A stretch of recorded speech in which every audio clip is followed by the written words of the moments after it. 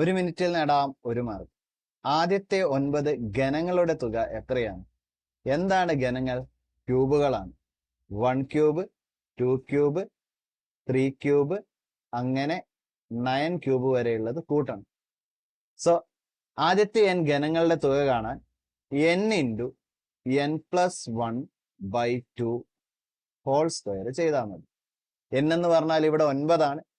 അപ്പോൾ നമ്മൾ 9 into n plus 1 എന്ന് പറയുമ്പോൾ 10/2 ഹോൾ സ്ക്വയർ എന്ന് കിട്ടും. 10/2 5, 9 ഗുണം 5 45, 45ന്റെ സ്ക്വയർ കാണാം. 45ന്റെ സ്ക്വയർ കാണാൻ ആദ്യ പദം 4, 4ന്റെ തൊട്ടടുത്ത എണ്ണൽ സംഖ്യ 5 കൊണ്ട് ഗുണിക്കുക. 4 5 ഗുണിച്ചാൽ 20. അവസാന പദം 5, 5ന്റെ സ്ക്വയർ അങ്ങ് എഴുതുക. 25. നമ്മുടെ ഉത്തരം 2025.